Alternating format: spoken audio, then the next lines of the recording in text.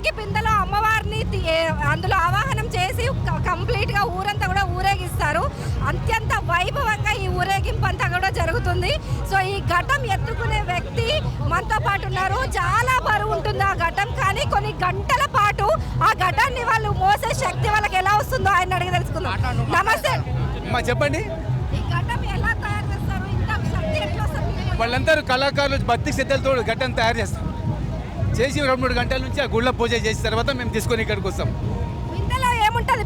బిందెలో కలుషం ఉంటుంది. దాంట్లో అమ్మవారికి సంబంధించిన పూజ సామాన్లు వేస్తాం. గాజులు పొగలు అవి అగబద్దాలు మేము అమ్మవారికి సంబంధించిన కలుషం పెట్టి ఆ కలుషం తీసుకొని పోతాం. మేము అమ్మవారు అందులో ఉంటుంది. అందులో ఉంటుంది. బరువు అనిపిస్తలేదా? మరి ఎంత బరువైనా మోయాలనిపిస్తుంది. అమ్మవారి శక్తి అనేది ఉంటుంది, బరువు అనేది అనిపించదు. మీరు ఎన్ని సంవత్సరాల నుంచి మోస్తున్నారు అమ్మవారి ఘటం? 25 years నుంచి మోస్తున్నాం. నల్లబొచ్చమ్మ టెంపుల్ సిబిఐ క్వార్టర్స్ గౌడీపుర. సో ఇది నల్లపోచమ్మ టెంపుల్ సిబిఐ క్వార్టర్స్ ఘటం అనమాట. ఇలా ప్రతి ఒక్క ఆలయం, ఈ లాల్ దర్వాజా కంప్లీట్ గా ఎక్కడెక్కడ ఆలయాలు ఉన్నాయో అన్ని ఘటాలు కూడా ఈ లాల్ దర్వాజా దగ్గర ఒకటేసారి ఒక ఊరేగింపుగా సాగుతుంది. అత్యంత ఉత్సాహంగా సాగే ఒక పండుగ ఇది. సో బోనాల పండుగ, లాల్ దర్వాజా బోనాల పండుగ అంటే హైదరాబాద్ కి చూశారు కదండి. ఈ వీడియో కనుక మీకు నచ్చినట్లయితే లైక్ చేయండి, షేర్ చేయండి. న్యూస్ టుడే తెలుగు డైలీని ఫాలో చేయండి.